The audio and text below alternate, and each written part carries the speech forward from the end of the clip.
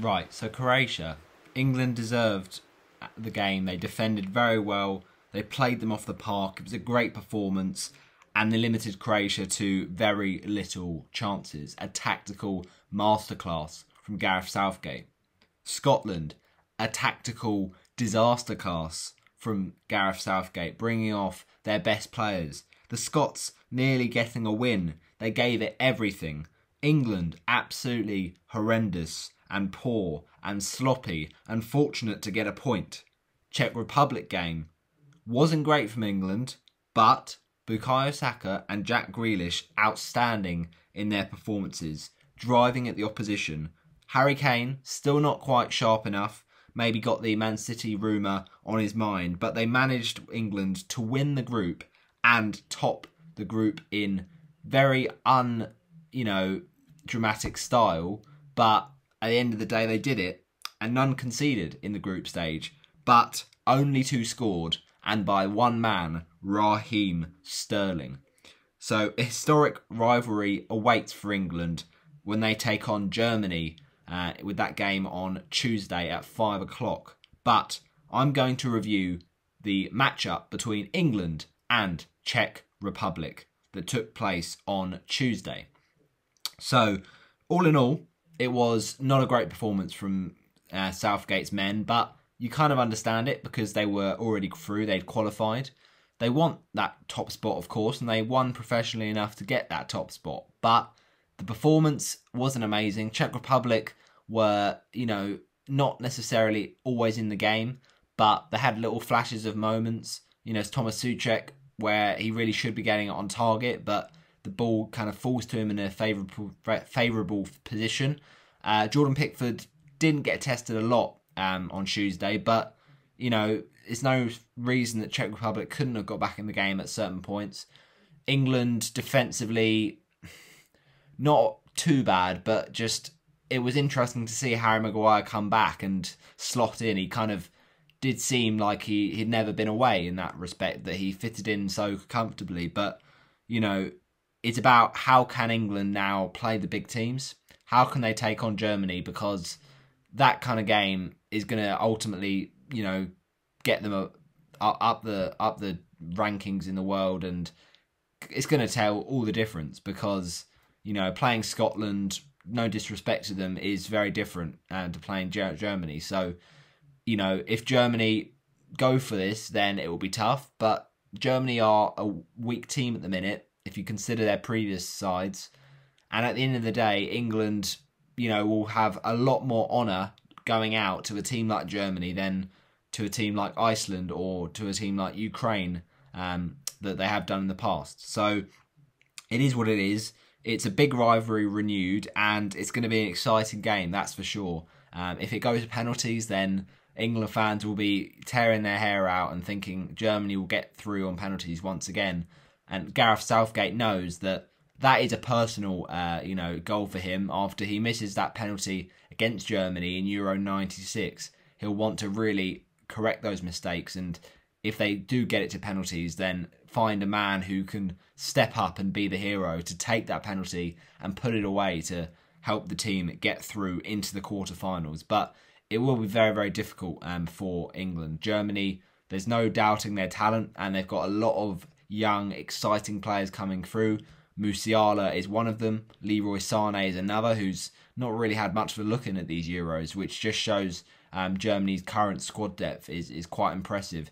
Thomas Müller might still be out injured by the time the game comes around, but England also have options. We know how their squad depth is ridiculous right now. So many young players, but that is where Southgate has an issue. He has to make the right decisions. He has to be bold, and he has to kind of basically show his thinking through those decisions. And at the minute, some of those decisions have been illogical. For me, Jadon Sancho deserves to start. He's had a great season with Dortmund, and the fact that he's only getting 10 minutes off the bench at the end is just not enough. And Bukayo Saka played well. Jack Grealish played well. Why not start one or both of them against Germany? Because it's a bit of a free hit, I think, this one for England. England fans will feel pessimistic, as always. But why not go at this Germany team when there are some weak points in that defence. Manuel Neuer is ageing, and defensively they looked pretty suspect against Hungary. So there's opportunities there, I think, to maybe just catch Germany on a cold day, on a bad day. And it's crazy, isn't it, when a team is on the verge of crashing out. Germany were really looking like they were going to repeat the failure of World Cup 2018 by coming fourth. And this time it was just about enough. They came back from the brink and they were looking like they were going out, but they end up finishing second, which is crazy, really, when the fact that against France they were poor, against Portugal, okay, they played well, but once again against Hungary, they were just not on their game. So, it's a very desirable and, useful ending position in the table for Germany. So to get that spot, to get that game against England, I think England will be excited at the prospect of a challenge. But, if you look at France and Portugal, perhaps that was the best option. You weren't realistically going to have Hungary, but at one point it looked like Hungary would finish and qualify out the group. But realistically, Germany do have some weak points to kind of get into and try and undermine. But the main thing is that it's at Wembley. This is big for England. We know that with that home fan support, they could go through and play like they did against Croatia, defy the odds against a big team. Obviously, Germany is a bit of a jump, but it's still England. It's still a very experimental team, but the product is there, as we've seen in the Premier League for these players. So I don't see why they can just go and express themselves here and see what happens. Ultimately, though, I think that, the performances in the groups have been a bit worrying for England fans. So there does need to be a kind of a step up into the next gear for England, I would say. The Czech Republic game was just a bit of a damp squib.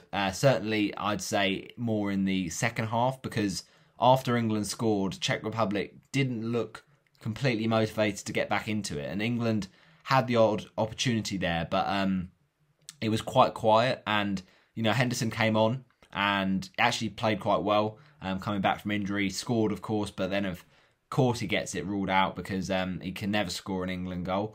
It was offside after the touch from Jude Bellingham, and it's great to see Jude Bellingham at 17 years of age coming off the bench. He's such a great prospect, and he's just been, just like with Jadon Sancho, he's been ripping it up for Dortmund in the last season. So there's a lot of options for England, but it's about how they choose the right options. It'll be very interesting to see how England deal with, Germany's attacking fullbacks, Joshua Kimmich, and of course on the other side, you've got a really difficult player to deal with, Robin Gosens. Now, Robin Gosens had a great performance in the matchup against Portugal. So, if England do go for this game and Kyle Walker does kind of show that attacking side to his game, with on the left-hand side, you'd imagine it be Luke Shaw, with Chilwell, pushing for a start after his coronavirus breach and, spreading of the virus, then, they've got to get that balance right, because we know that both those fullbacks are attacking, but Germany on those wings are dangerous, especially with Kai Havertz, and especially with, Leroy Sané even starting. Is that a possibility? It could be, but, England certainly have to be careful here. They have to contain Germany, but it is definitely a weapon right now for England, and that is Raheem Sterling, because, yes, all right, he's been a lot of, criticism this season, and at Man City he's not had a good season, but in England shirt and, in England terms this campaign, he's been fantastic. He's just been really pacey at the minute, and he's getting in behind. He's actually taking on shots that maybe he wouldn't have done this season with Man City. I don't know why that is, but maybe it's a way for him to express himself differently. But ultimately, that kind of chance against Czech Republic where he gets a ball over the top, it's a difficult angle and he goes for it. He's unlucky to hit the post. Maybe he doesn't go for that in a Manchester City team that, has that burden on him. They need to win the league. There isn't too much of that burden for England. I know that there's a lot of expectation and, at the start of the tournament, people saying England were the favourites. But at the end of the day, England are, start in a way, a little bit accepting of their flaws. So I feel like there's less pressure on Sterling in that respect. But you can say that Raheem Sterling is very much a criticism, based player in the respect that if you put criticism on him, then sometimes he responds in the best way. And we've seen that with, the great work he's done to fight any form of discrimination. And he's, got right back in their faces and said, no, this is not acceptable. And I'm going to rise above it. I'm going to stamp it out and help stamp it out. We got to all, build together and try and stop that. But the main thing is with Sterling is that he's very, very difficult in the Premier League, because at times you just feel, why is he not finishing the easier chances? And I guess that was Marcus Rashford to an extent across the season. Rashford has had a great season in terms of all competitions, scoring some absolute bangers, but can he do the simple goals? Can he get those kind of simple chances and put them away? Well, Sterling, I think, is a player who sometimes does struggle with that, but at this tournament, we've just seen him really not get picked up on that left-hand side, and he's had freedom to roam, and as I mentioned, scored both of England's goals so far. The first one, very nice little, finish when he's had to slide in and get there ahead of the defender. The second one, all right, it's close range, is a header that we don't expect from someone the height of Raheem Sterling, but he's getting in the right positions, and the way to do that is to get the right crosses in. It's interesting how Harry Kane has really struggled so far, and maybe that's a problem of the fullbacks crossing in, but against Scotland, we had that from Reece James. It's just the pass was a little bit off, and Kane couldn't get his head round it. He was offside anyway. But at the end of the day, there's no doubting that England have quality in terms of feeding the balls over the top, and that's what Sterling is good at doing, collecting those from the likes of Mason Mount, who can really do well to pivot in that midfield. So England have options. That's the overall gist that I'm getting to. But with Jack Grealish in the team, you give a different dimension to that England side. You give someone that's going to run at opposition defences and actually get the ball into the byline and get the ball into the box and try and dink it to a good position to get the header on it. So I think Grealish has got to start for me against Germany. I know it's bold because he's not started a game, I don't believe, before this, but I think Sancho deserves a start, and up against some of his German teammates of the past or the present, he could maybe have a good an idea of how best to expose them, really. But I think Pickford has to be in goal. I think the back four speaks for itself at this point. Wan-Bissaka, he will be feeling he should have come to the squad, but I don't think he should have. And I think that the right back spot is well nailed down by one of Walker or James. But let's go with Walker for this one, because James, it's all very well, it's going forward and attacking, but you got to get cautious for this kind of big matchup. And then on the centre-back spot, you'd imagine Maguire plays again, but if not, we've got Tyrone Mings to come in, who's been pretty solid so far. And next to him, John Stones, of course, unlucky in that Scotland game to not score, but he is a threat from set pieces. So if Germany give away a few free kicks, then there's a chance there. And then, of course, Luke Shaw at the left-hand side. In the middle, I think it's difficult against Czech Republic. They played two holding midfielders, and I don't think that's necessarily the right approach to take in a round of 16 game. When it gets to this stage of a tournament, you've simply got to take risks. And I know that England fans will say, let's not do that. Let's not, because we want to get through and get as far as possible. But at the end of the day, you'll always end the tournament thinking, what if we'd have, just exposed that little bit of space from Germany, exposed that weakness and actually driven at them more. And, it's a very good position that Declan Rice can take up in that midfield. Maybe you don't need a Calvin Phillips or a Jordan Henderson to do it as well. You can have Sancho out on the right, who's a, much more natural right winger, rather than playing, someone like Raheem Sterling on the right, and then having, people like Jack Grealish on the wing, because I guess wing is where Grealish works, but if you play him in the number 10 role, then you're kind of stopping where he's used to playing.